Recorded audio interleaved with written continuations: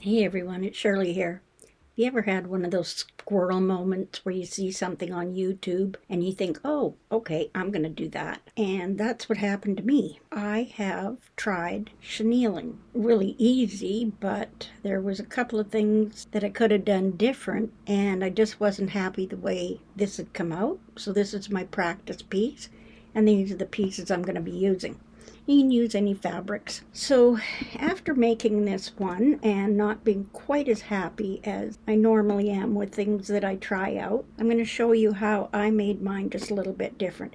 You can use any scraps of fabric, whatever size you want. I have 4 squares that are 4¼ inches, and I have 1 square that measures 5 inches square. The first one, a couple of mistakes I made, and something that might help you if you're going to try this out. The piece on your back should be a little bit bigger. At least that's what I found. I'm just going to use a bunch of colors. These are 65-35 polycotton fabrics. So I'm just going to lay them on top. And I'm just going to alternate the colors, and you can use any scraps you have, any color. And let's see, maybe I'll put this one on top here.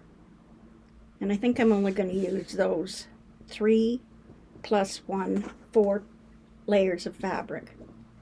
So the instructions tell you that you lay your pieces on. This one, I made them all the same size, and when I came to the next step, I found it difficult to do what they had told me. So I took my smaller pieces and I just laid them on there, and this isn't a precise project. I just took a straight edge, and with any kind of a marking tool you're just going to draw a diagonal line. I'm just using a clover marker here, and it can be pen, pencil, whatever you have, just as long as you can see that center line. So next they told me to stitch down on that line and then stitch down rows of stitching. I don't know whether you can see it on the back here, but I've stitched down rows of stitching here. On this particular example, the first one, I used 1/4 inch. On my next one I'm going to make my lines, my stitching 3/8 inch apart. So here I have my pieces stitched together. By making that outer layer a little bit larger, I was able to start stitching on the fabric and stitch all the way through. So that's what it looks like. And now I'm going to run my scissors underneath, leaving that back layer of fabric uncut. Now, after my first attempt at this, I remembered I had a tool called a chenille cutter, and it's from Olfa. It has different sizes of these, I don't know what you call them, but anyway, there is a little clip there that you can take it apart and replace the blade. And it looks like a 60mm blade. So I'll just pop that back on. And again, like I showed you here, you don't need one of these, but I just happen to have one. The blade, you can see, is coming out right here. So this is the size I used on this one, but now I want to be able to use one of these little guides, the biggest one I can use, and that one looks about right. So now I'm going to turn the little dial until I see my blade come out. That one's too big, so I want it here. I want to see my blade come out there. I have lost my instructions to this. Now there, I don't know whether you can see it, but I can see the blade coming at that point there. There's no blades exposed here, just on that one. So then I'm just going to take my chenille cutter, slide it underneath, making sure I get all my layers, and now I'm just going to take that and run it right down the center. It's a lot faster doing this than it is with the scissors, but I wanted to show you that you don't need a special tool to do this technique.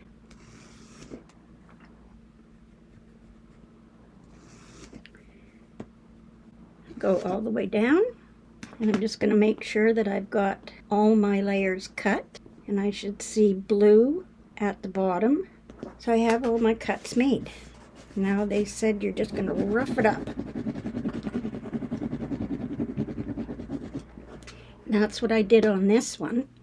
But I found, okay, I'm not getting the look I want. This is just a pet brush that I had, and it's got those spiky little wires on them.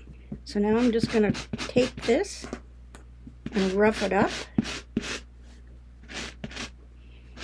And I still wasn't getting the look that I wanted.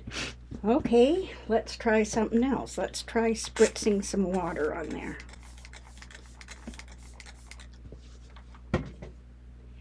That seems to be helping.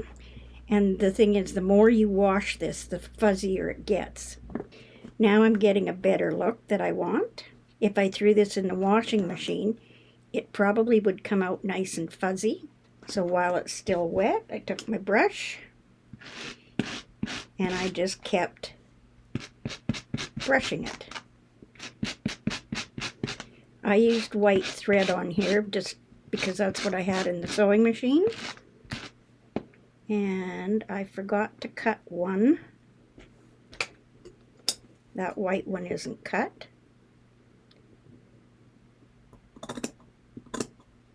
So I'm just going to go down there and just trim that. And you can see I should have all blues underneath there. So I'm just going to keep roughing this up as much as I can.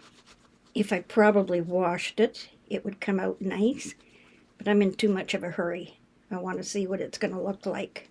And that I'm getting a little better look that I wanted. But I'm just going to keep brushing this.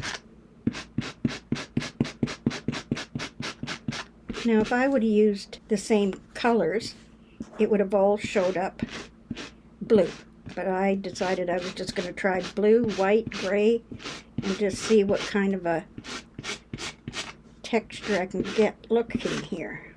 Remember, it is going to distort, and the more you wash it, the better it's going to come out. Now that looks a little bit better. And it's getting to cover up my stitching lines. Let's add some more water, see what that does to it. Give it another good rub, because this is what's going to happen in your washing machine.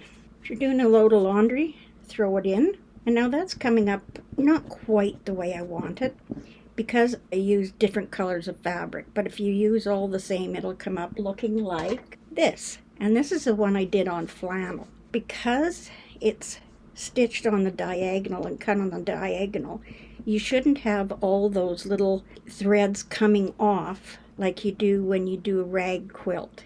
So there I have it. I'll let this dry, and now I'm going to use this example here. And actually, this one, once it's dry, it feels nice and soft and fluffy. It's got texture.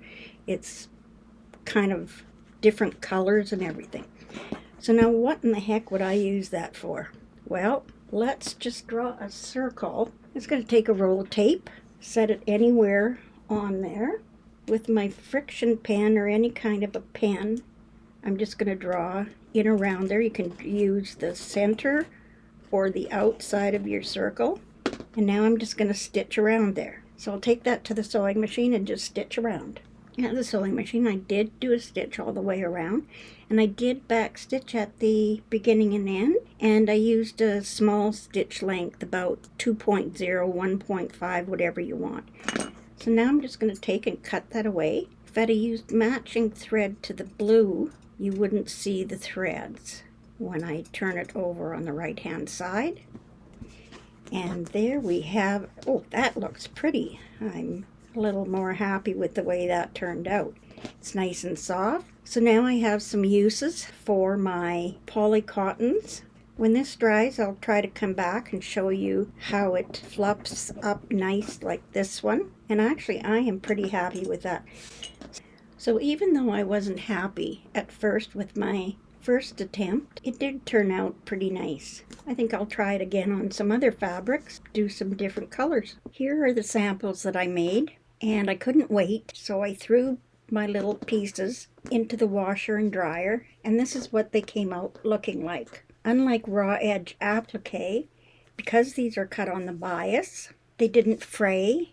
This one I can use to put maybe on the center of a quilt block, stitch it down, and then do free motion quilting around it, and you've got a nice little fuzzy circle. For this one, what I did, I just took black thread that I had in my machine, and from the wrong side, I stitched around with a 2.0 stitch length and just stitched a square. And I'm just going to line up the edge of my ruler and cut about 1/8 of an inch away from that stitching line. And I'll cut away on all 4 sides. So there I have a little coaster. You can set your cup or your glass on those, or put that in the center of a quilt block just like you do with that. After every wash it should fluff up even more, and I'm kind of liking that. But then I went one step further, and I think the reason I didn't like this is because I used a couple of colors and I just didn't like that. I think if I used all one color. This one I did 3/8 of an inch stitching apart. This one I did 1/4 of an inch. And I think I like the 1/4 of an inch spacing between the stitching lines. And because I just had so many ideas in my head, I thought, what would it look like if I took printed fabric and put 4 layers down? This was my printed fabric that I chose. And again, I took one large piece. This is the wrong side of the fabric. 1 5-inch square and 4 4 1/4-inch squares, or 4 1/2, it doesn't really matter. And then I did my stitching lines 1/4 of an inch apart, used my chenille cutter with the smallest setting on my chenille cutter, and from the right side I did my cutting, threw it in the washer and dryer, and this is what it turned out. The fabrics that I chose were polycottons, but it is just so nice and soft. That is amazing how that turned out with printed fabrics. If I wanted to make this into a mug rug coaster or whatever, I can just stitch around the sides. How about using this, making a bigger piece of fabric and making it into an applique piece that you put on simply by drawing your shape on the back of the fabric that you've chenilled.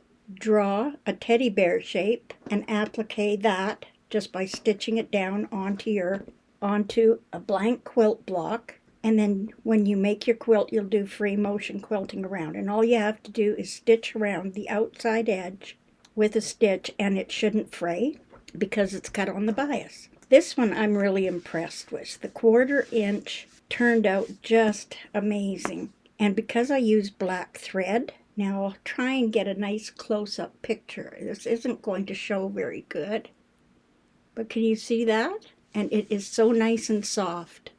I think those would be nice little accents to put on a baby quilt or whatever. If I did put them on a baby quilt, I'd use 100% cotton fabrics. So that's about it. I hope some of the tips that I've showed you in here give you some ideas, and I'll see you in the next video. Bye-bye.